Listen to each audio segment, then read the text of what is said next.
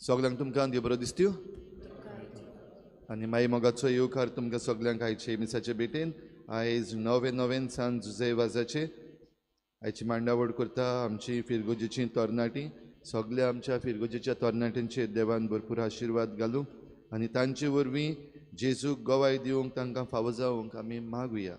आयज आमचो तरणाट्यांचो कॉर्डिनेटर जोनस de कोस्ता आयज आपलो जल्माचो दीस मनयता. ताचे देवान आशिर्वाद घालूंक मागुया. तशेंच एलेक्झांडर सावियो रॉड्रिगीस आयज आपलो जल्माचो दीस मनयता. ताचेरूय देवान आशिर्वाद घालूंक मागुया. आपणा पासत खेरीत भाशेन मागूंक लायता बॅकबोन सर्जरी करपाक आसा बलदेव चौधरी आपणा पासत मागूंक लायता. ताचे पासत आमी मागुया देवान ताका पिकोवणेचो हात लावंक. ह्या सगळीं जीं कोण बरीं नात वेगवेगळे तरेच्यो सर्जरी करतात तांकां सगळ्यांक आयज ह्या मिसांत आमी आल्ताराचेर हाडुया. पिकोवणी देवाची तांकां सगळ्यांक फावो जावंक आमी मागुया. खेरीत भाशेन मागुया आमच्या गोंयचे पासत ह्या दिसांनी वेगवेगळे तरेचे प्रश्न आमकां गोंयकारांक आनी आमच्या राज्याक सतायतात. एक जावन आसा मादेई रिवर जी डायवर्ट करपाक कर्नाटका गव्हर्मेंट जायतो भार घेता आनी ऑलमोस्ट केल्लें आसा. सेंट्रल गव्हर्मेंट तांचे वाटेन तांकां आदार करता आनी आमचो गोंयचो सरकार घडये मातसो सवका आसा. पूण सगळीं पोरजां जेन्ना उठलेलीं आसा तेन्ना सरकारान आनी परजेन भाराभर मेळून आमची ही नदी सांबाळपाक आनी गोंय एके भाशेन सांबाळपाक मागुया. तशेंच दुसरे वाटेन डबल ट्रॅकिंग जो वावर RVNL आजून पासून बेकायदेशीर मुखार व्हरता आनी आमचो सरकारूय ओगी आसा. लोक दिसाच्या दिसाक ट्रॅकांचेर येवन हो वावर बंद करीत आसा. जाल्यार खेरीत भाशेन मागुया बेगीन ताका सारकें सोल्युशन मेळूंक आनी जें कितें चुकीचें आसा बेकायदेशीर आसा तें सोडून दिवंक आनीक आमचे पर्यावरणाक आनी आमकां गोंयकारांक आनी गोंयचीं घरां जीं आसात तांकां सगळ्यांक वायट पडपाचें आसा तें बंद जावंक खेरीत भाशेन देवाचो आदार आमी मागुया. हेर सगळी आमची मागणी इल्लोसो वेळ ओगीच रावन आमी देवा मुखार दवरुया.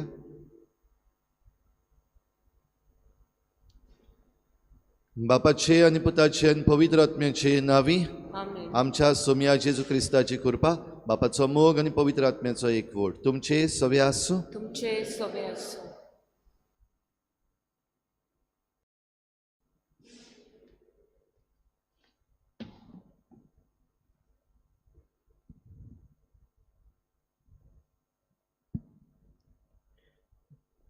प्रितीच्या भयणी भावांनो, आयज साद्या कालाचो दुसरो आयतार आनी आयचो दीस सांत जुजे वाजाची भोक्ती वाडूंक भेटयलोलो आयतार. आयच्या सेवा धर्मेचो विशय पळयात. हो देवाचो मेंढरो संवसाराच्या पाप काडटात तो.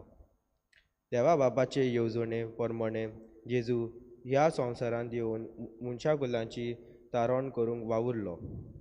स्नान जाता जुवावान जेजूक वाट तयार केली आनी जेजू क्रिस्तान सोडवणेचो हत्यार जावन सर्गी राजेची वाट संवसारांतले यात्रांतल्यान दाखयली.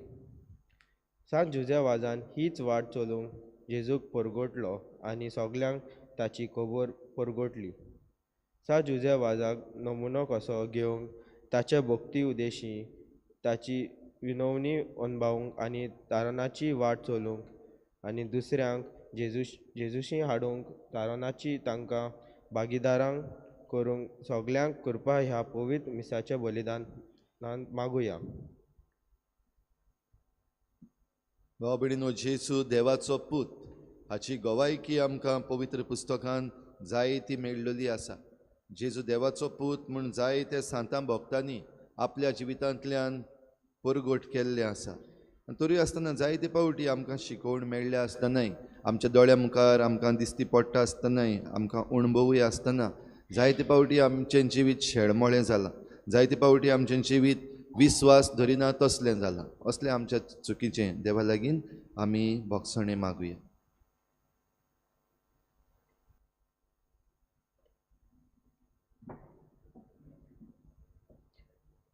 देवाचे शेले संवसाराचे पाप काडटले आमची काकूट कोर. सोम्या जेजू, सगल्यांक तुजो उजवाड जावंक तूं आमकां पातयताय. पूण उजवाडाची किरणां नाकारून कालोखांत आमी बुडून रावल्या. आमकां बोगोस सुम्या काकुतकोर सोम्या काकुतकोर देवाचे शेले संवसाराचे पाप काडटले आमची काकुतकोर क्रिस्ता जेजू तुजे कृपेन आनी शांतीन वाडूंक तूं आमकां सबार सोयेक दिताय ते आमी ओगडायल्यात आमकां बोगोस क्रिस्ता काकुतकोर क्रिस्ता काकुतकोर देवाचे शेले संवसाराचे पाप काडटले आमकां शांती दी सुम्या जेजू शांतीन जिवंक तूं आमकां पाठयताय पूण आमी दुस्पोटाची वेगळोचाराची आनी दुस्मानकायेची हातयारां जाल्या आमकां बोगोस सुम्या काकुतकोर सोम्या काकुतकोर सर पदवीदार देव आमची काकूत करू आमची पातकां बोगसून आमकां सासणांच्या जिविताक पावूं Amen.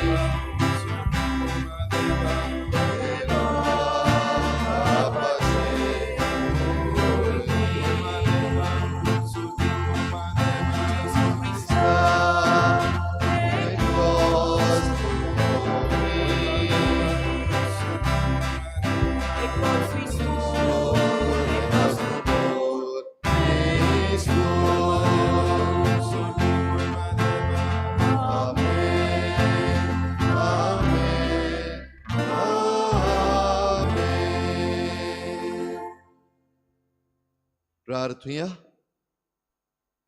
सर पदवीदार आनी सासणाच्या देवा स्वर्ग आनी संवसार तूंच चलयताय तुजे परजेची प्रार्थना दयेन आयकून घे आनी आमच्या काळार तुजी शांती आमकां फावो कर हे आमी मागता हांव आमच्या सोम्या तुज्या पुता जेजू क्रिस्ता वरवीं तो खरो देव तुजे सवें पवित्र आत्मेच्या एकपणान जी येता आनी राजवट चलयता देवा सासणाच्या सासना Amen.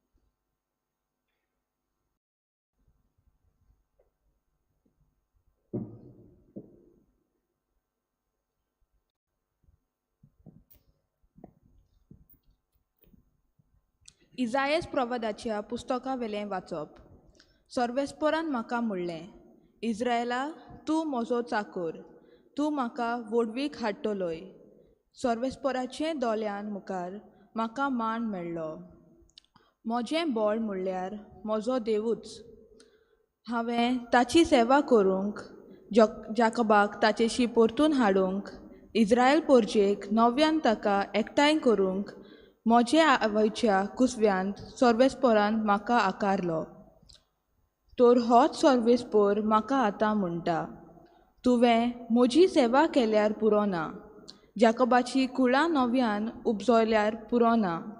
इस्रायलाच्या उरलोल्या लोकांक परतून हाडल्यार पावो ना. पूण पृथ्वीच्यान सिमापुर्यान म्हजी सोडवण पावचे खातीर हांव तुका राष्ट्रांचो उजवाड करतलो. देवाचें उतर हें. आमचो जबाब जावन दी. बापा, हांव येता तुजी खुशी करूंक येता. आनी एकदां म्हणुया. बापा, हांव येता तुजी खुशी करूंक येता. आशेवन आशेवन सर्वेस्पराची वाट पळयतालो. ताणें म्हजेर बडोव घालो. म्हज्या उल्याक कान दिलो. एक नवें गीत ताणें म्हज्या तोंडांत घालां. आमच्या देवाचें किर्तन. जबाब. बापा, हांव येता तुजी खुशी करूंक येता. तुजे खुशेक हांवें पाळो दिवचो म्हूण राष्ट्रांच्या ग्रोटांचेर म्हाका फर्मायलेलें आसा. देवा, म्हज्या काळजान तुजे समोर तिचो हांव मोग करतां. जबाब. तुजी खुशी करूंक येता. योद आनी बेटोवण्यो तुका नाका जालीं, पूण तुज्या उतरांक म्हजे कान उक्ते केले. होम आनी बोलयो तुवें मागूंक नाय. तेन्ना हांवें म्हणलें, हो पळय हांव येता. जबाब. बापा, हांव येता तुजी खुशी करूंक येता. सदांच तुज्या प्रमाणीकपण व्हडलोले सोबेंत हांवें परगट केलां. म्हजें तोंड हांव धांपून दवरचो ना हें तूं बरें जाणय. सर्वेस्परा. जबाब. बापा, हांव येता तुजी खुशी करूंक येता.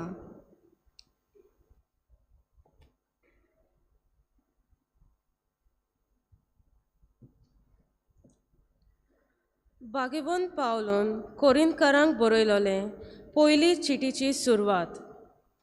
पावलू देवाचे कुशेन जेजू क्रिस्ताचो दोरदूख जावंक आपयलोलो आनी आमचो भाव सोस्तेनेस कोरींत शारांतले पवित्र सोबेक म्हणजे क्रिस्ता जेजू सोबें पवित्र केलोल्यांक आनी सगळे सुवातेर आमच्या सोम्या जेजू क्रिस्ताचें नांव उचारतात त्या सगल्यांच्या सांगाता पवित्र जावंक आपयलोल्यांक ही चीट बरयतात. कारण तो तांचो आनी आमचोय सोमी. देवा आमच्या बापाची आनी सोम्या जेजू क्रिस्ताची कृपा आनी शांती तुमचें सोबें आसूं. देवाचें उतर हें. उद्गार.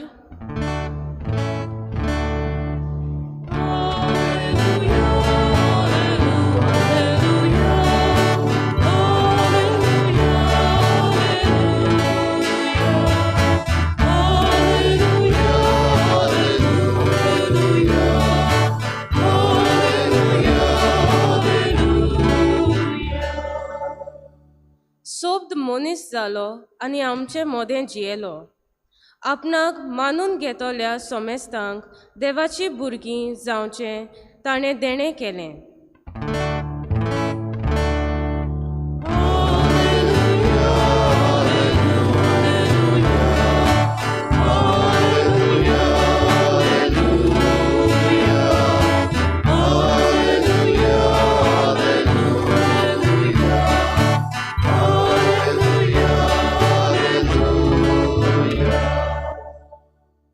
सर्वेस्पर तुमचे सोवें आसूं.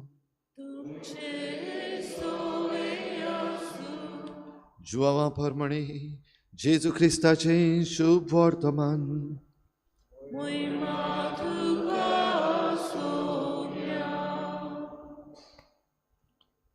जुवान जेजू आपणाशी येता तो देखलो आनी म्हळें, पळयात हो देवाचो मेंढरो, संवसाराचें पाप काडटा तो. हाचीच खबर सांगून हांवें तुमकां अशें म्हळां, म्हजे उपरांत कोण एकलो येता, पूण म्हजे आदीं तो आसलो देखून तो म्हजेवून व्हड. हांवूच ताका वळखो नासलो, पूण ताची ओळख इस्रायलाक दिवंक हांव उदकान स्नान दीत आयलां. आनी जुवान अशी गवाय दिली, पारव्याच्या रुपान स्वर्गांतावन आत्मो देंवलो आनी ताचेर थारलो तो हांवें देखलो. हांवूच ताका वळखो नासलो, पूण जाणें म्हाका उदकान स्नान दिवंक धाडला ताणें म्हाका म्हळें, जाचेर तूं आत्मो देंवलोलो आनी थारलोलो देखशी तोच पवित्र आत्म्यान स्नान दितलो. हें हांवें देखलां आनी हो देवाचो पूत म्हूण हांव गवाय दितां.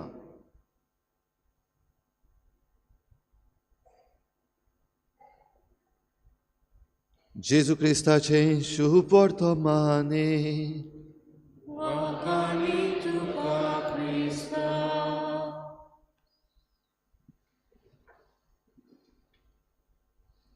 हो देवाचो पूत म्हूण हांव गवाय दितां. भाव भयणीनो, आयज हीं उतरां जुआंव बावतिस्ताच्या तोंडांतलीं आनी बागेवन जुआंव आपल्या शुभ वर्तमानान तीं बरयता. इल्लेंशें समजूंक आमकां बरें, बागेवन जुआंवाचें शुभ वर्तमान सगळ्याहून निमाणें बरयल्लें शुभ वर्तमान. आनी बागेवन जुआंव जेजूचो खेरीत आपुरबायेचो आपोस्तलो, खेरीत आपुरबायेचो आनी मोगाचो शीस अशें आमी म्हणटा, तो सगळ्याहून निमाणो मेलो. उरलेले सगळे जे सांत आपोस्तल आसात तांचे परबेक आमी तांबडे आंगवस्त्र घालता, ते मार्तीर मेले. फकत जुआंव ताचे परबेक आमी धवे आंगवस्त्र घालता, कित्याक तो उतार पिरायेर मेलो.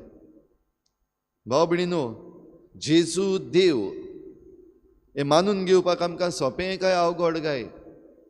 आयज आख्खो संवसार आसा आनी आख्ख्या मनशा कुडाक जेजू देव हें मानून घेवपी सगळीं जीं कोण क्रिस्तांव आसात तीं जेजू देव म्हूण मानून घेतात. जायतीं जाणां जीं क्रिस्तांव न्हू, तांणी बावतिजम घेवंक ना, तीं जेजू देव म्हूण मानून घेतात. आनी ह्या पासत जायतीं जाणां आमकां जीं क्रिस्तांव न्हूय सांगतात आपणा पासत माग जेजू लागीं, म्हाका पेकोवणी दी म्हूण माग. ह्या आमच्या दुसऱ्या धर्मांच्याय भाव भयणां पासत आमी जायते पावटी मिसाचे भेटेन मागता. तांकां विस्वास आसा, ते भावार दवरतात की जेजू देवाचो पूत म्हूण. जाल्यार दुसरे वाटेन असलेय मनीस आसात जे जेजू देवाचो पूत न्हय म्हणटात. फाटीं काटार जेन्ना वर्ल्ड कप जालें तेन्ना थंयसर डॉक्टर जाकीर नायक म्हणटा ताका, तो इस्लामाचो प्रिचर, मुस्लीम प्रिचर, ताका आपयलो थंयसर प्रवचन करपाक वर्ल्ड कपाक. आनी थंयसर प्रवचन करता आसतना जे व्हिडियो भायर सरल्यात तातूंतलो एक व्हिडियो आमी पळयता, नको तुमी पळयला जाल्यार, जंय एक क्रिस्ती भयण ह्या सगळ्या मुसलमान भावा भयणां मदें जी बसलेली आसली आनी डॉक्टर जाकीर नायक शिकोवन दितालो जेजू विशीं. तो जेन्ना उलयलो आनी ताणें म्हणलें जेजू देवाचो पूत न्हू, तो सगळ्याहून श्रेश्ठ प्रवादी देवाचो. तेन्ना ती उबी रावून ताणें सगळ्यां उजीर जेजू देवाचो पूत ही गवाय दिली. पवित्र पुस्तकांतलें सांगपाक प्रयत्न केलें, पूण आपूण पवित्र पुस्तक शिकलेलो अशें म्हणून डॉक्टर जाकीर नायक म्हणटा ह्या प्रिचरान, जेजून एकूय कडेन पवित्र पुस्तकांत हांव देव आनी म्हाका नमस्कार करात अशें म्हणून सांगूंक ना हो दावो केलो. अनएक्विवोकल टर्म्स ताणें आपण केन्ना देव म्हूण सांगूंक ना, पवित्र पुस्तकांत तें मेळ्ळो ना. हें डॉक्टर जाकीर नायक ते वस्तरेक सांगपाक लागलेलो. भाव भयणीनो, पवित्र पुस्तकांत जरी तर आमी वाचीत जाल्यार जेजू लागीं विचारला तेन्ना पासून जेजून जाबाब दिला. आनी जेजून जाबाब दिता आसतना जुआंव बावतिस्तान पासून आपल्या शिसांक जेन्ना धाडलेले जेजूक विचारपाक, तूंच तो काय आमी आनी कोणाची वाट पळोवपाक रावपाची. आनी तेन्ना जेजून सरळपणी सांगपाक जातालें, कित्याक जुआंव बावतिस्त ताचो काजन तो, आनी दोगूय जाण एकेच वाटेन एकेच दिशेन वावर करतात. ताका घडये जेजून सांगपाक जातालें, वय हांवूच तो, आतां तूं भियेनाका, भिवपाची कांयच गरज ना, हें घडये जेजून म्हणूंक जातालें. पूण जेजूचो जाबाब तेन्नाय जालो, वचात आनी जुआंवांक सांगात, तुमी जें कितें पळयलां, तुमी कितें आयकलां तें सांगात. कितें कितें घडटा हांगासर, मेल्लीं जिवीं जातात, थोंटीं आसात तीं चलपाक लागतात, हें सगळें जें तुमी कितें पळयतात तें वचून सांगात. गोवाय खुद जेजू आपणाचीच दिना, जाल्यार जेजूक गोवाय दिवपी जायते आसात पवित्र पुस्तकांत. मनीस गोवाय दितात, घडण्यो गोवाय दितात, आनी तातूंतल्यान जेजूचें देवपण आमकां सरळ उक्तें जाता. आनी हें देवपण जें आमकां उक्तें जाता तें मानून घेवपाक जरी तर मनीस आयज आपणाची कंडिशन्स दवरता. डॉक्टर जाकीर नायक म्हणटा ताणें एक कंडिशन दवरलें, एक चॅलेंज दवरली. जरी तर पवित्र पुस्तकान जेजून इन अनएक्विवोकल टर्म्स हांव देव म्हाका नमस्कार कर अशें म्हणलेलें आसा जाल्यार आपण क्रिस्तांव जाता. I will convert to Christianity. भाव भयणीनो, क्रिस्ती धर्म कन्वर्शनाचेर धरलेलो ना. आनी कन्वर्शन म्हणटा तेन्ना हाडलो आनी तुजें नांव बदललें आनी तुका क्रिस्तांव केलो हो आमचो भावार्थ न्हू.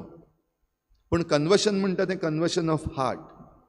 आनी हें कन्वर्शन ऑफ हार्ट म्हणटा तें काळजाचें. ही बदलणी येता जेन्ना हो बदलपाचो अणभव आमकां मेळटा. आयच्या शुभ वर्तमानान जी निमणी वोड आमी आयकता,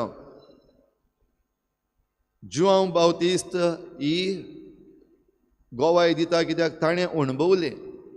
आपणें कितें पळयलां तेंय ताणें सांगलें. हांव ताका वळखना पूण ताचेच विशीं ताचीच वाट तयार करपाक म्हाका धाडला.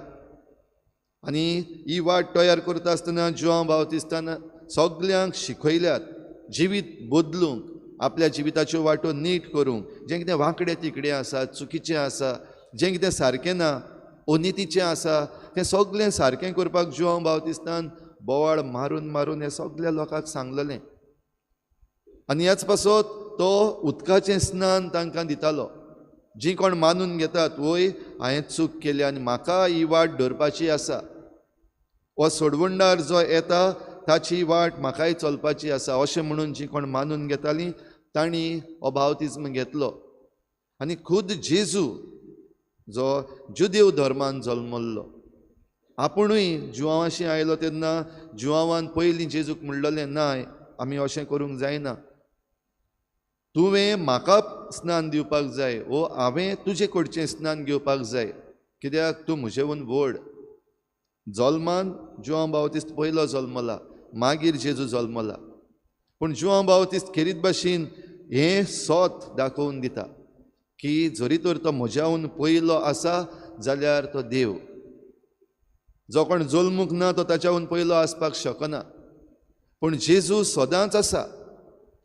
आनी जरी तर भाव भयणीनो आमी समजोवपाक प्रयत्न केले जाल्यार ताची समजणी आख्खी पुर्तेपणी घेवपाक आमच्या मदल्या कोणाकूच ती कॅपेसिटी ना. आमी कितलींय शिकूं, कितल्योय डिग्री जोडूं वा कितलीच आमी कॉम्पॅटिबल स्टडीज म्हणटा त्यो करूं, आमच्यान तें समजूंक जायना. आनी जें कितें समजूंक जायना ताचे फाटल्यान वचून आमी जरी तर आमची कंडिशन घालता, भोव करून हो डॉक्टर जाकीर नायक आसा ताचे भाशेन, जाल्यार आमीच देव जाल्ल्या भाशेन. जुआंव बावतिस्तान खेरीत भाशेन आपलो अणभव सांगलो. हांवें खूद हें पळयलां, खूद हांवें आयकलां. आनी कितें आयकलां आनी कितें पळयलां, जेन्ना स्नान दितालो आनी स्नान दिता आसतना जें कितें सोत देवान जुआंव बावतिस्ताक कोडयल्लें, स्नान घेता आसतना जाचेर आत्मो देंवलोलो आनी थारलोलो तूं पळयशी तोच देवाचो अभिशेक, तोच सोडवंडार, तोच मेसियस. आनी मेसियस म्हणटा तो बेश्टो मनीस न्हू आनी एक प्रवादी न्हू. मेसियस म्हणटा तो फकत देव. कित्याक देवाच्यानूच आमकां सोडोवपाक जाता, मनशाच्यान जायना. आनी खुद देव जेन्ना मनीस जावन आयला तेन्ना जुआंव बावतिस्त ही गोवायकी दिता. हांवें हें पळयलां, आत्मो देंवलोलो आनी ताचेर थारलेलो हांवें पळयला. तो आवाज हांवें आयकला, हो म्हजो खेरीत आपुरबायेचो पूत.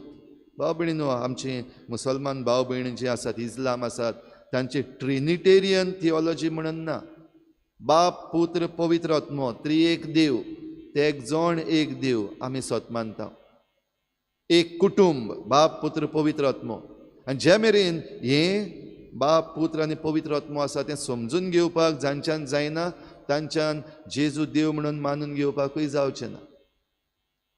जाल्यार आमी जायते पावटी असल्यो वस्तू आयकून आमचें मन घुसपागोंदळाक सोंपडूंक शकता. जाल्यार जेजू देव म्हूण पवित्र पुस्तकान आनिकूय जायत्या जाणांनी गोवाय दिल्या.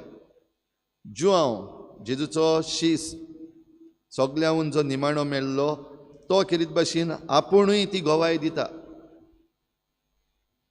जेजू खुर्सार जेन्ना मेलो, सोदपती जो आसलो तो घोडे भावार्थ दवरपी न्हू.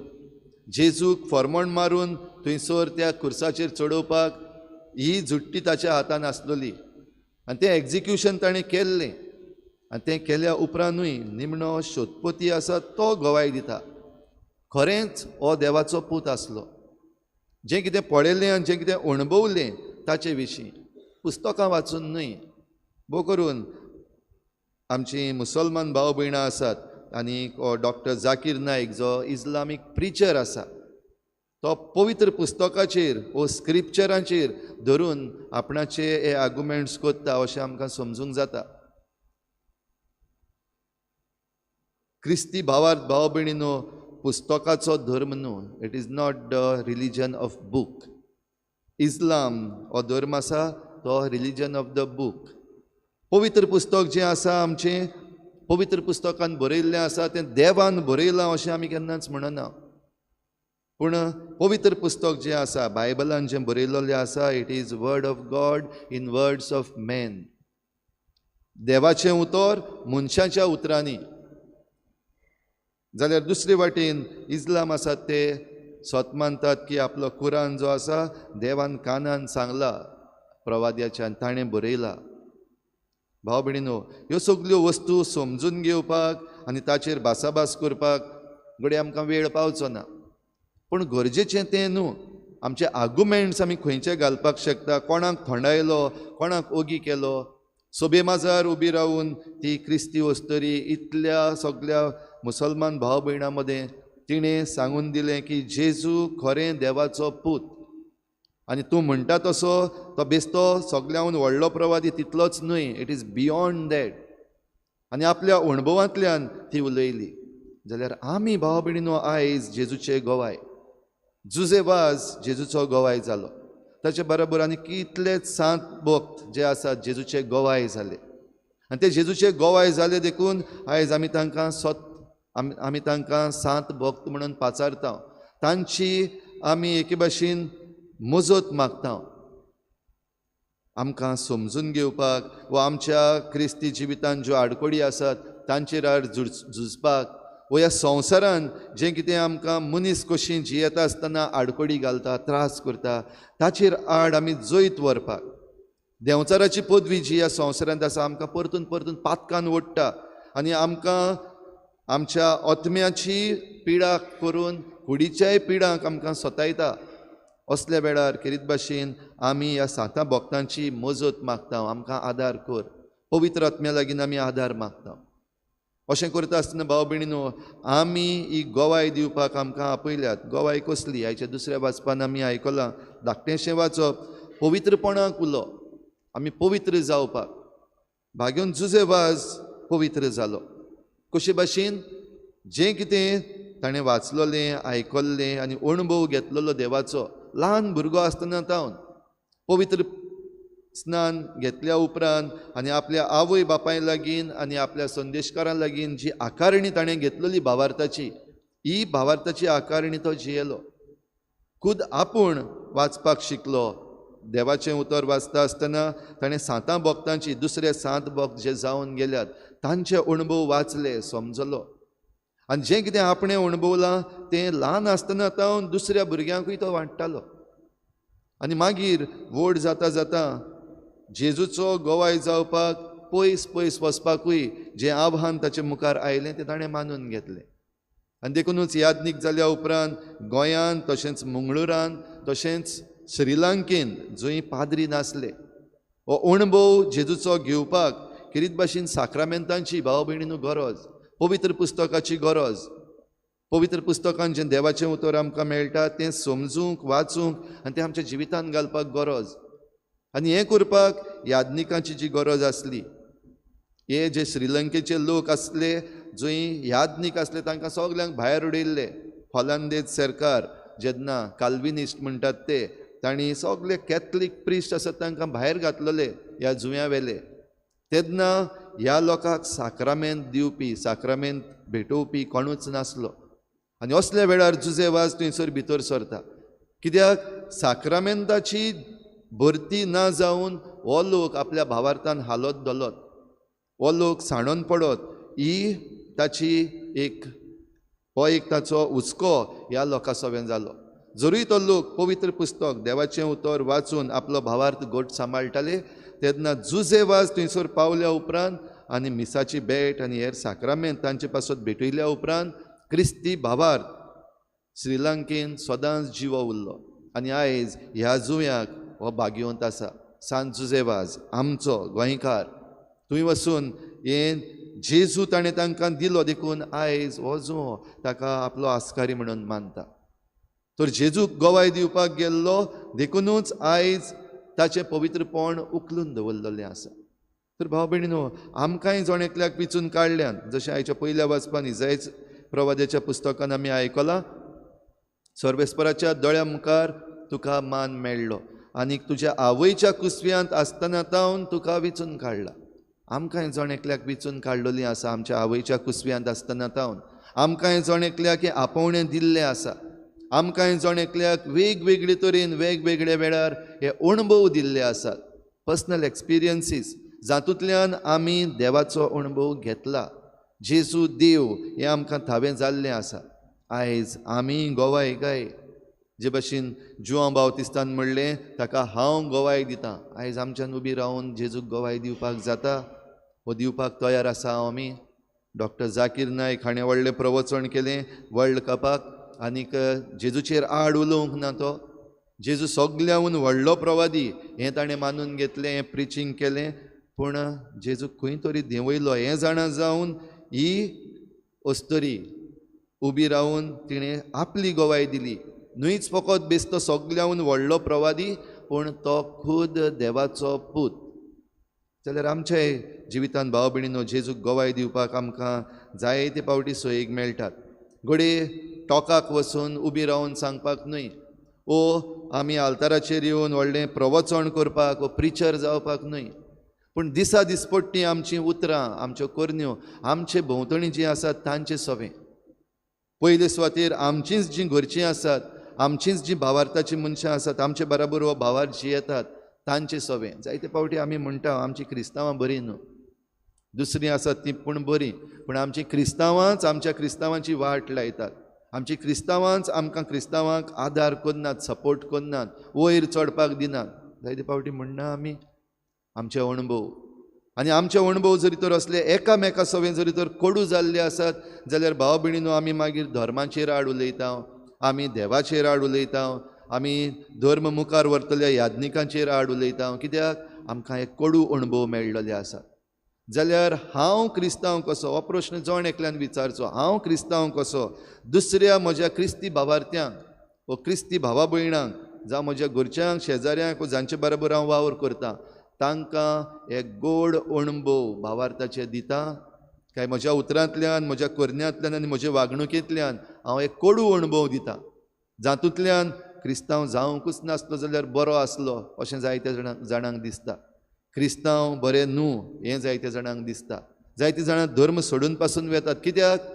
धर्म वायट म्हणून न्हय, धर्माची शिकवण वायट म्हणून न्हय, पूण आमी जी धर्म जियेता ते आमचो धर्म सारको जियेनात. कावंटर विटनस आमी जाता. ह्या पासत जायतीं जाणां आयज धर्म पासून सोडून गेल्लीं आसात. आनी आमी आमचो धर्म सारको जियेनात देखून हे भाशेन जायते जाण प्रिचर जे क्रिस्ती न्हय ते आमकां असलें आव्हान दितात, चॅलेंज दितात. कित्याक आमच्यान उलोवपाक जायना, आमच्यान आमचे जिवितान, आमच्या उतरां करण्या वरवीं हे विटनस दिवपाक जायना. जाल्यार थोडे आसात जाणी हो विटनस दिल्लो आसा, तांकां आमी सांत भक्त म्हणटा. तर आमकांय जण एकल्याक जुआं बावतिस्ता भाशेन हींच उतरां म्हणूं. तोच पवित्र आत्म्यान स्नान दितालो तो हांवें देखला, आनी हो देवाचो पूत म्हूण हांव गोवाय दितां. हीं उतरां जुआं बावतिस्तान म्हणलीं ती आमच्याय जिवितान खरी जावंक, दिसाच्या दिसाक आमी गोवाय जावंक. आनी हे भाशेन भाग्यवंत जुजेवाजाची परब आमी फाल्यां मनयता. ही 9 दीस आमी ताची नोवेनां केल्यान, जायत्यो वस्तू घडी आमी मागल्यात वचोन थंयसर. आमी नोवेनांनी जुजेवाजाची घडी मजत मागल्या, पूण ज्या मेरेन आमचो भावार्थ जुजेवाजा भाशेन पवित्रपणा वाटेन जायना आनी पवित्र जावपाक आमकां उलो मारलेलो आसा तो आमी जियेना, भाव भयणीनो, आमकां हें शांत समाधान मेळचें ना. तर हे भेटेन ही कृपा आमकां मागुया. आमी जण एकलो जेजूचे गोवाय आतां हे मिसाचे भेटीन जेजूक आमी घेता उंड्या सोऱ्याच्या रुपान तो खरो देव ह्या आल्ताराचेर हाजीर जाता ताका कुमन्यांवांतल्यान आमी घेता तेन्ना हेंच बरेंपण घेवन आमी भायर सरूंक आनीक पवित्रपणाची वाट चलता आसतना जेजूचे गोवाय जावंक आमकां करपा मागुया.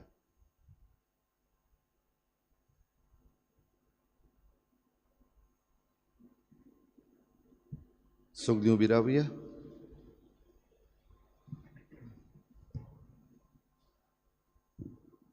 सतमंतान देवा सुरपदविदार बापा स्वर्गान पृथ्वीच्या रचणारा आनी जेजू क्रिस्ता ताच्या एकल्या पुता आमच्या सोम्या तो पवित्र आत्म्या वरवीं गर्भ संभवलो मकवार मरितान जल्मलो पोंस पिलाकाल ताणें कोश्ट सोंसले ताका कुर्सार जोडलो तो मेल्लो आनी ताका निखिपिलो तो मेल्ले मदें देंवलो तिसऱ्या दिसा मेल्ल्यांतलो जिवन जालो स्वर्गार चडलो सुरपदविदार देव बापाच्या उजव्याक बसला तुवें तांच्यान मेल्ल्यांची मनसुबी करूंक येतलो सतमंतां पवित्र आत्म्या कातोलीक पवित्र सभेक भक्तांचो एकतार पातकांचें भोगसणें कुडीचें जिवनपण सासणाचें जिवीत आमीन. आमची थोडीशी मागणी आतां भावार्थान विस्वासान देवा मुखार दवरुया.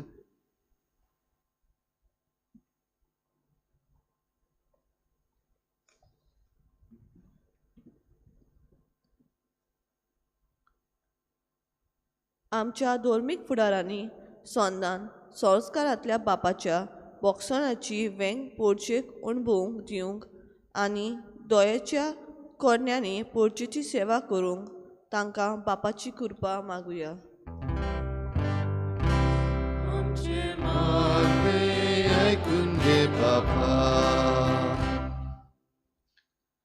आमच्या राजकीय फुडारांनी नागरिकांचो हुस्को दवरून फावो त्यो सवलती निर्माण करूंक आनी कालकुतीची उदरगतीची आनी दोयेची हत्यार जावंक बापाचो आदार तांकां मागुया. आमचे मागणे आयकून घे बाबा. आमी सोमेस्तांनी देवाची कालकूत अणभवूंक दुसऱ्या सोवे कालकुवंत जावंक आनी पवित्रपणाचो रस्तो चलूंक देवाक जाय तेंच करूंक आमकां बापाची कृपा मागुया. आमचे मागणे आयकून घे बाबा. सांत जुजेवाजाची भक्ती करूंक तांच्या पावलांनी पावल मारूंक तांच्या विणवणे कृपेचे जिवीत जिवंक आमकां बापाचो आदार मागुया. आमचे मागणे आयकून घे बाबा.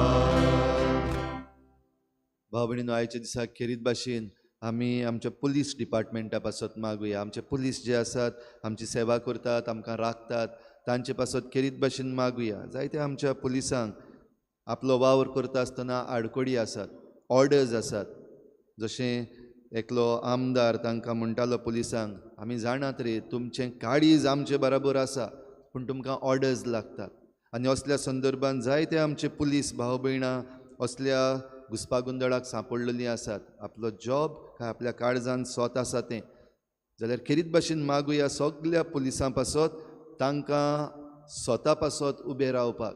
आनी ज्यो खोट्यो ऑर्डर्स आसात लोकांचेर आड ज्यो ऑर्डर्स आसात ह्या दिसांनी घडी जायत्यो येतल्यो असल्यो ऑर्डर्स जाल्यार असल्यो खोट्यो ऑर्डर्स आसात त्यो कुशीन दवरून स्वता वाटेन उबे रावपाक हे आमच्या सगल्या पुलीस भाव भयणां पासत आमी मागुया.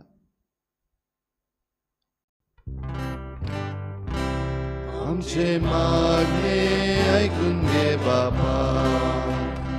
हेर सगळी आमची खासगी मागणी इल्लोसो वेळ ओगीच रावन देवा मुखार दवरुया.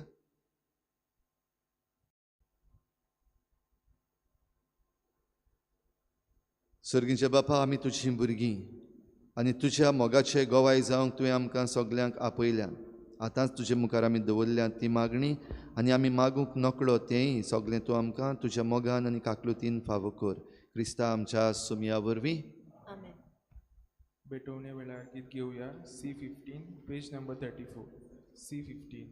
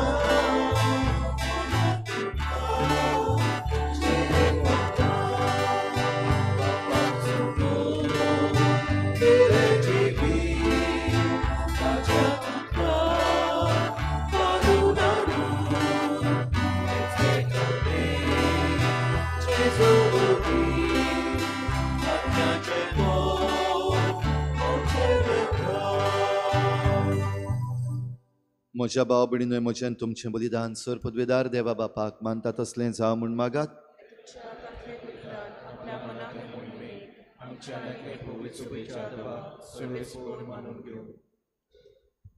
सर्वेस्परा, जितले पावटी आमी हे बोलयेचो उगडास धरून समारंभ करता, तितले पावटी आमचे सोडवणेचो वावर तूं चलयताय. देखून ह्या पवित्र गुटान फावो ते परी वांटो घेवंक आमकां निर्मी म्हूण मागता. आमच्या सोम्या जेजूचे नांवी सर्वेस्पोर तुमचे सवे आसूं. आमची काळजां उबारुया. सर्वेस्पराक आमच्या देवाक दिन वासूया. सर्वेस्परा पवित्र बापा, सर पदवेदार आनी सासणाच्या देवा, सर्व काळी आनी सर्व थाय जेजू क्रिस्ता आमच्या सोम्या वरवीं आमी तुका दिन वासूंक फावो. हो कायदो नितीचो आनी आमच्या फायद्याचो. पातका वरवीं तुजीं भुरगीं तुजी इश्टागत सोडून पयस गेल्लीं तरी तुज्या पुताच्या रोगता वरवीं आनी पवित्र आत्म्याचे पदवेन तुवें तांकां परतून तुजे वेंगेन घेतलीं. जसो तुज्या पुता आनी पवित्र आत्म्या बरोबर तूं बापा सुपूर्णायेन एक, तशींच तीं सुपूर्णायेन एक जावच्याक तुजे पवित्र सभेन तूं तांकां एकठांयताय. तुज्या जिनसवार कर्तृत्वांनी तुजी जाणवाय वाखाणच्याक तूं तांकां तुजी पोरजां जावंक आपयताय. तांकां तूं क्रिस्ताची कूड आनी पवित्र आत्म्याचें मंदीर करताय. देखून देवदूतांच्या सर्व दलबारां सांगाती संतोशान आमी तुजी स्तुती गायता.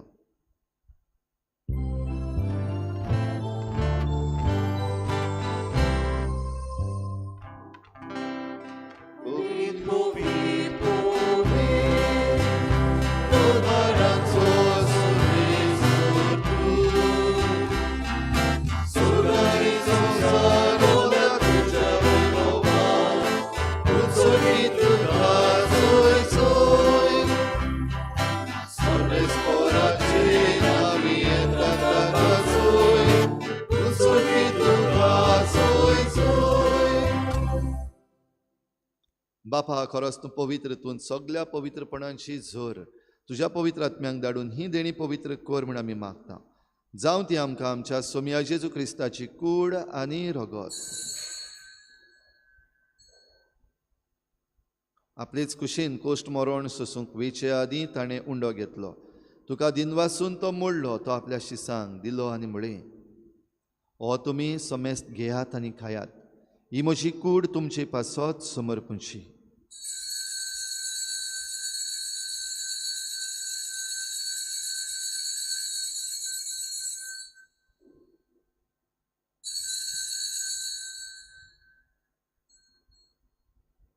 तेच परी जेवण जातच ताणें काल्स घेतली.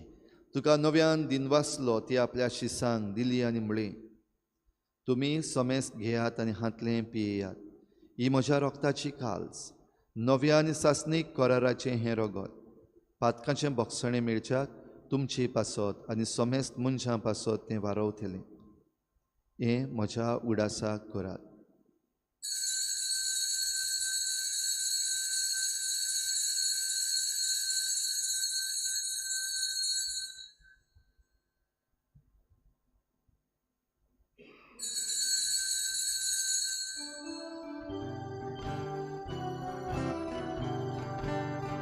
बाबार्थाचो गुपूर गोठुया.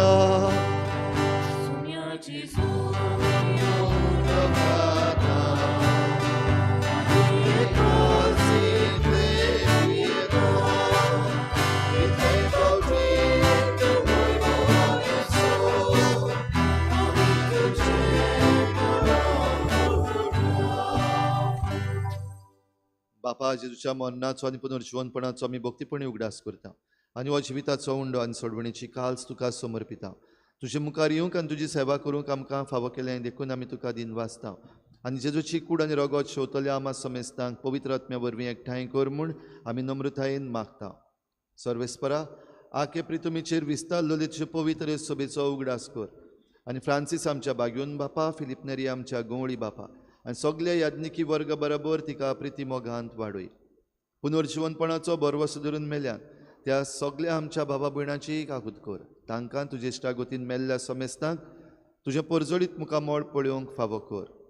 आमा समेस्तांची हे बेटेकाय जाजीर जाल्ल्या सगल्या तुज्या भुरग्यांची दया कर म्हूण आमी मागता. आंकवार मरे देवाची माई सांगाती तिच्या पोती बागेवन जुजे बागेवन धर्मदुतां बागेवन जुजे वाज आनी बागेवन फ्रांसीस शावियर आनी सर्व काडी तुका मानवल्यान त्या सगळ्या भक्तां बरोबर सासणाच्या सुखांत आमकां वांटो दी तांचे सांगाता तुजी महिमा गावूंक आमकां फावो कर जेजू क्रिस्ता तुज्या पुता वरवीं. त्याच जेजू वरवीं त्याच जेजू सांगाता त्याच जेजू थाय पवित्र आत्म्याच्या एकपणान सुरबुद्वेदार बापा सुरवंदनानी वैभव तुका सासनाच्या सासना.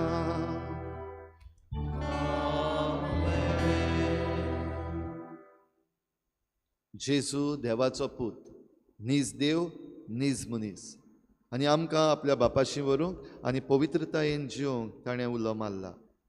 आमकांय ताणें बापाचीं भुरगीं केल्यात देखून जेजून शिकयल्ल्या प्रार्थनांतल्यान सगलीं आमी बापाक उलो मारुया. आमच्या बापा सर्गीच्या तुजें नांव पवित्र जावं तुजें राज आमकां येवं तुजी खुशी स्वर्गार जाता तशी संवसारांत जावं. आमचो दिसपट्टो गिरास आमकां दी आनी आमी आमचेर चुकलेल्यांक बक्षिता तशी आमचीं पथकां बोगोस आनी आमकां ताळणेंत पडूंक दिवं नाका पूण वायटांतली आमकां निवार.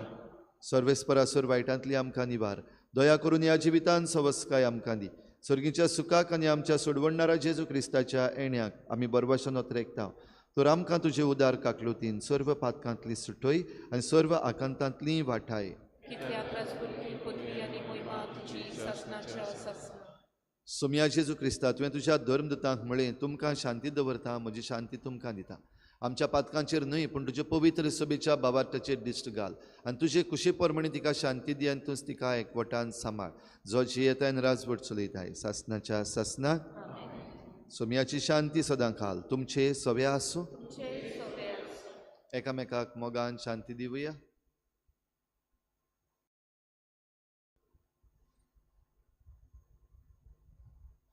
देवाचे शेले संसाराचे पाप काढले आमची काबूल कर. देवाचे शेले संसाराचे पाप काढले आमची काबूल कर.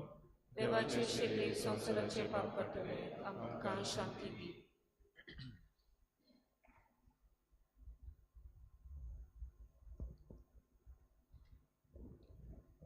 ही देवाची शेळी संवसाराचें पाप काडटा ती. शेळेच्या जेवणाक आपयल्यान ती आमी सगळीं सुभागी. तुज्या एकाच सुत्रान म्हाका बरें केलें.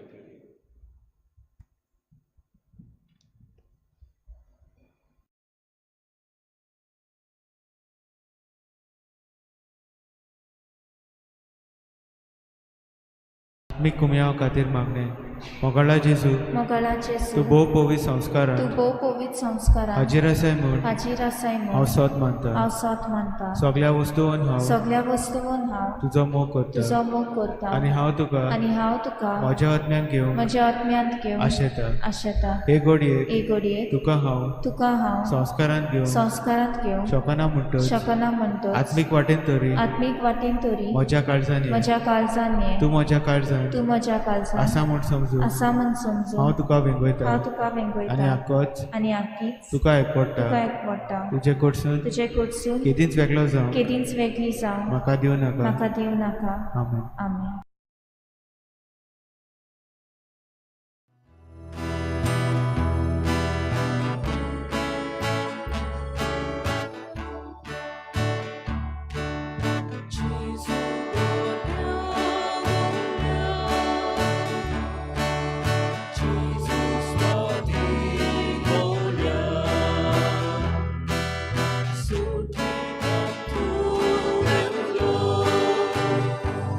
Oh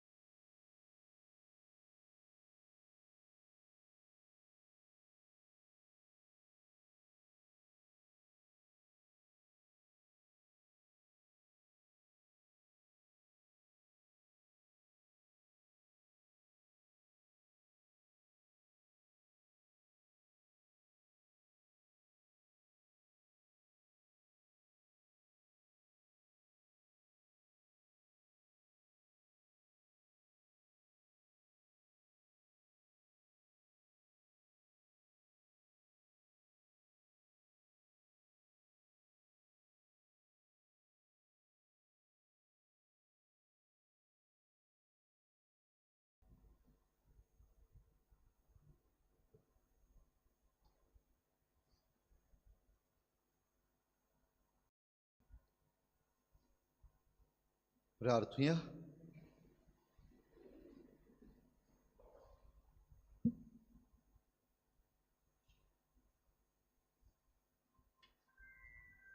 देवा आमच्या बापा, तुवें आमकां एकाच सुर्गीच्या उंड्यान दादोशी केले. तर एका काळजाची आनी एका मनाची आमी जावच्याक आमची मनां आनी काळजां तुज्या मोगाच्या आत्म्यान भर. हे आमी मागता तुज्या पुता जेजूचे नांवी. बसूया.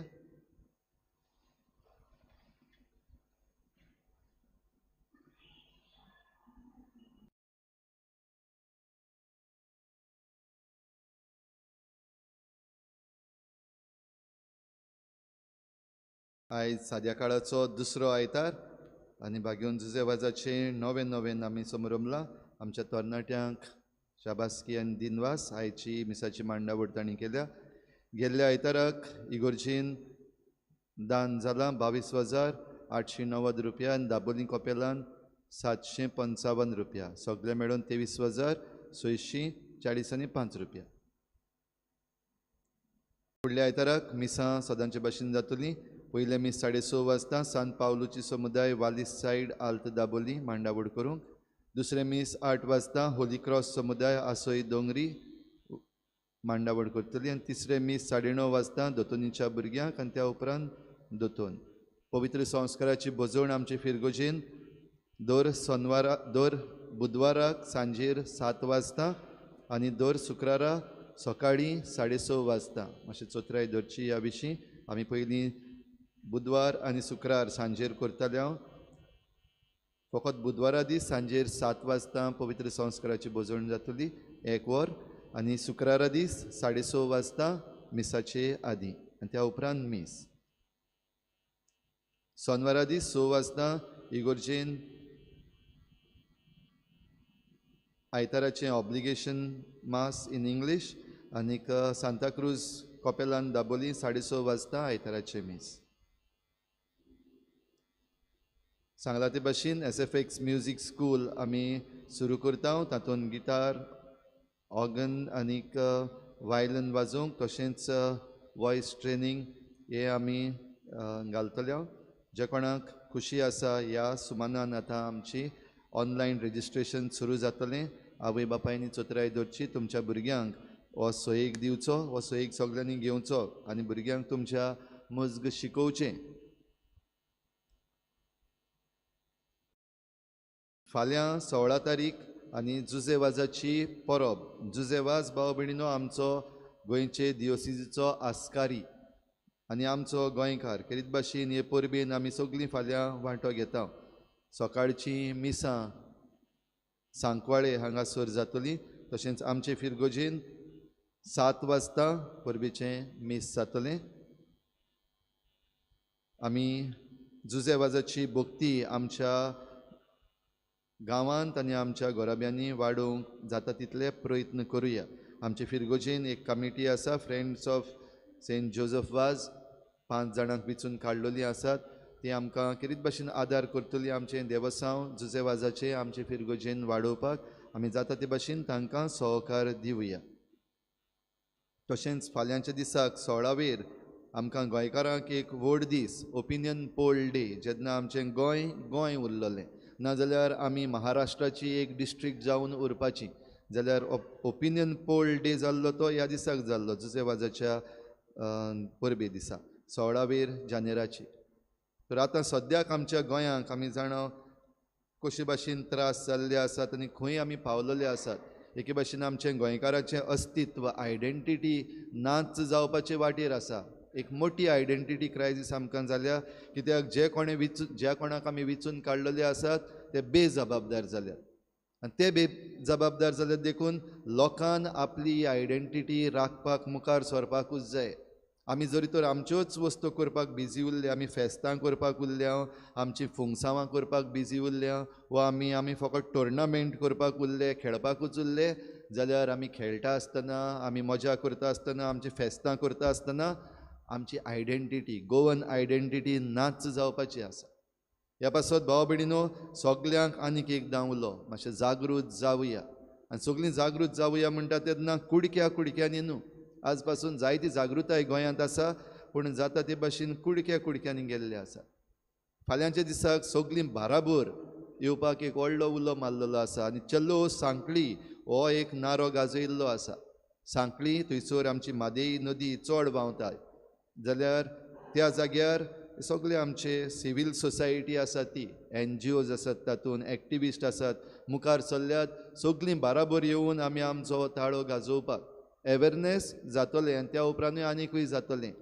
आनीक आमची म्हादेई नदी आमकां गोंयकारांक आसा तशीच जाय आनी आमची बायोडायवर्सिटी आनी आमच्यो हेर वस्तू आसात त्यो आतां एक्सप्लेन करपाची गरज ना. पूण हें सगळें सांबाळपाक आमी बाराबर आयज येवपाक गरज आसा. देखून सगल्यांक उलो मारला 16 तारखेर सांजेर 4 वाजता ही जमात जातली सांकळे वीर दी आमोना ब्रिज जी आसा थंयसर एक ओपन ग्रावंड आसा त्या जाग्यार. आमी आमच्या पिरगोजेन तावन वो ह्या गांवांत तावन आमी वेतले. तुमकां कोणाक येवपाची खुशी आसा सांगला तशें तुमचीं नांवां दिवची जाता जाल्यार तुमचे लागीं गाडयो आसात ह्योय गाडयो घेवन आमी भायर सरूंक जाता.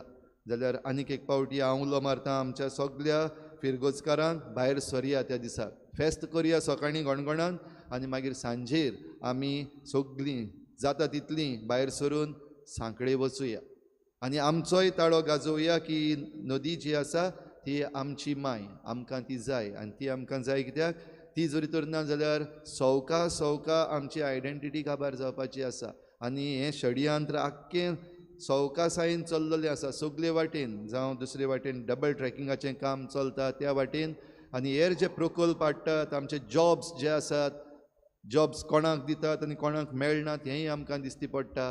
प्रचार केल्लो आसा तो एक भाशेन आसा प्रोपागंडा एक भाशेन आसा पूण ग्रावंड रियलिटी दुसरी भाशेन आसा. हेंय बीन पळोवन आमी सगळ्या गोंयकारांनी आयज उठपाची गरज आसा. एक प्रश्न म्हाका आयिल्लो एका पत्रकाराचो इज चर्च सपोर्टींग दीस आंदोलन. हांवें ताका जबाब दिला येस चर्च इज सपोर्टींग दीस आंदोलन. आमी ऑफिशली घडये अजून पासून आमकां कांयच स्टेटमेंट येवंक ना कित्याक वेळ थोडो आसा रोखडें हें जाल्लें आसा देखून घडये स्टेटमेंट चर्चीचो येवंक ना. पूण जायते पाद्री जे भाशेन आमच्या इगोर्जांनी आतां ह्या दिसांनी सांगत आयल्यात हांवूय हिंगासान सांगता येस चर्च इज सपोर्टींग दीस आनीक ह्या आंदोलनान आमी वांटो घेता नॉट एज चर्च हाची मातशें चोत्राय धरची. आमी वांटो घेता एज गोंयकार आमी सगळे गोंयकार देखून आमी भायर सरोन हाका वचपाक जाय. पूण हें वचपाक आमी सगळीं खंयच्याय धर्माची आमी जावं जाल्यार फ्रॉम द चर्च आमी हो उलो मारता. हांव पादविकार कसो चिखलेचे फिरगोजेचो आमच्या सगळ्या चिखलेकारांक न्हयच फकत क्रिस्तांवांक उरल्यात तांकांय सगळ्या धर्माच्या लोकांक न्हयच फकत चिखलेकारांक पूण सगळ्या गोंयकारांकूय हांव उलो मारतां भायर सरया बाराबर या आनीक आमचें गोंय आनी आमचें अस्तित्व आमची आयडेंटिटी गोंयकारांची आमचे पासत आनी आमची फुडली पिळगा जी येवपाची आसा तांचे पासत सांबाळपाक आमी मुखार सरुया. 20 तारखेर तावन आमची बोंपाट सायबिणीची नोवेनां सुरू जातात. सकाळीं 7 वाजताचें मीस जें आसा तें आमचें नोवेनाचें मीस जातलें. मांडावळ करतली कॉन्फ्रारिया बोंपाट. आमी सगळीं तातूंत वांटो घेवया आनी हे आमचे कॉन्फ्रारीचे भाव भयणां आमचे लागीं आदार मागतात तो तांकां ही परब मनोवपाक आमी आदार करुया. मीस जाल्या उपरांत तरणाट्यांची जमात आसतली सगळ्या तरणाट्यांनी रावचें. भाव भयणीनो ह्या दिसांनी आमची काजारां जाल्यात जायतीं सगळे काजारां विशीं जी शिकोवन दिल्ली आनीक डिसिप्लीन जो सांबाळपाक मागलेलो आसा तो आमी सद्दां एक्सप्लेन करता व्हंकल न्हवऱ्यांक जेन्ना ती तयारी करूंक येता. आयज सगळ्यांक आनीक एक पावटी उगडास करता कित्याक जायतीं जाणां आमी विसरलेलीं आसा कशें दिसता. तुमचीं जेन्ना लग्न आसात नापशल्स आसात तेन्ना डेकोरेशन करपाक खंयच्याय वेळार येवपाची संवय मातशें बंद करची. 8:30 वाजता सकाळीं ते 12:30 वाजता पासून इगोर्ज उक्ती आसतली. 12:30 वाजता इगोर्ज बंद जातली. जी कोण लग्न जातात वा तुमची कसलींय फुंगसांवां आसात मातशें हाचे विशीं चोत्राय धरची. 12:30 वाजता इगोर्ज बंद जातली. म्हणटच तुमची जी नितळसाण करपाक जाय डेकोरेशन करपाक जाय तें ह्या वेळा भितर तुमी करचें. तशेंच तुमचें फुंगसांव जाल्या उपरांत फिरगोजेची नितळसाण सांबाळपाची जबाबदारी तुमची सगल्यांची. बो करून जी कोण ही हे फंक्शन करतात तांची. जे डेकोरेटर्स येतात वो जे कोण केटरर्स येतात तांकां खेरीत भाशेन उलो मीस जाल्या उपरांत आनी तुमची सर्वीस जाल्या उपरांत इगर्जेची भोंवतण सारकी निवळ आसूं दी. डेकोरेटर्स जे तुमी कितें एक्स्ट्रा कितें घातलेलें आसा तें रोखडेंच काडून व्हरचें आनी केटरर्स जे आसात तांणी जेवन खावून वो सर्वीस करून जाल्या उपरांत वस्तू ह्या वाटेन त्या वाटेन वडोवच्यो न्हू. खेरीत हो अनाउन्समेंट करता तुमची जेन्ना काजारां जातात वो तुमी कितें सर्व करतात तेन्ना आमचें डस्टबीन आसा तो जागो न्हू. जे केटरर्स आसात तांणी बंदोबस्त करची जें कितें तुमी खावन पिवन जाल्या उपरांत जो वेस्ट जनरेट जाता तो हांगासरलो व्हरपाक. आनीक एक फावटी सांगता ही आमची डस्टबीन आसा तो जागो न्हू. ह्या पासो जीं कोण काजार जातात आनी फुंगसांवां करतात तांणी मातशें चोत्राय दवरची. जरी तर तुमकां ही नितळसाण सांबाळपाक आडकोड जाता जाल्यार सर्वीस हांगासर करची न्हू. आनी एक फावटी म्हणटा सर्वीस हांगासर करची न्हू. जरी तर मीस जाल्या उपरांत आनी सर्वीस जाल्या उपरांत तुमच्यान जरी तर क्लेनलीनेस मेंटेन करपाक जायना कित्याक लोक आमचो जायते फावटी समजना पिवन जाल्या उपरांत थोड्यांची कोपां थंयसर इगर्जेचो पॅरापीट आसा ताचेर आसता कोण आनी खंय सोप्याचेर दवरून वयता. मातशें इल्लेशें आमकां हें सिवीक सेन्स आसचें. आनी जरी तर आमकां तें सिवीक सेन्स येयना जाल्यार सगलीं जीं कोण फुंगसांवां करतात तांकां म्हणटा डोंट सर्व. जाल्यार हाचे विशीं मातशें चोत्राय धरची आनी हें मातशें सिरियस घेवचें म्हूण तुमकां सगल्यांक विनंती करता.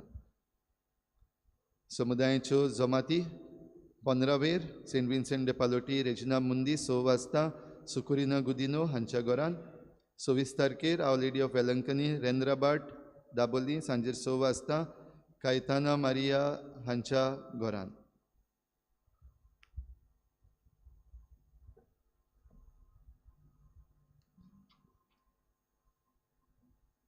लग्न जावंक फुडें सरता किंग्सली ऑसी रॉड्रिगीस तो पूत सेर्तोरियो रॉड्रिगीस आनी मॅगी कोसेसांव रिकार्डिना फेर्नांडीस हांचो रावता चिकाली. लग्न जावंक सोदता वेनेसा आलिशा नोरोना हिचे लागीं ती धूव एंटनी नोरोना आनी सांतोलिना नोरोना हांची रावता शोराव. तांचे मदें लग्न जावंक कसली आडखोड आसा जाल्यार सांगून दिवचो कायदो लागता. आनी त्याहून चड ही तरणाटीं जीं नवो गोराबो घडूंक फुडें सरल्यान तांचे पासत मागूंक आमकां सगल्यांक कायदो लागता. सगलीं उबी रावया.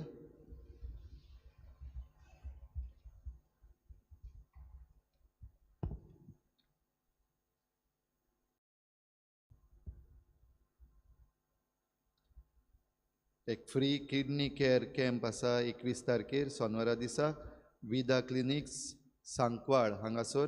तुमकां सगल्यांक थंयसर येवपाक आमंत्रण आसा. सर्वेस्पोर तुमचे सवे आसूं. सर पदवीदार देव बाप आनी पूत आनी पवित्र आत्मा तुमचेर आशिर्वाद घालूं. वचून यात जेजूचे शांतीन आनी मोगान तुमकां धाडटा. शेवटाक गीत घेवया गिताचो अंक U35 पेज नंबर 249. U35.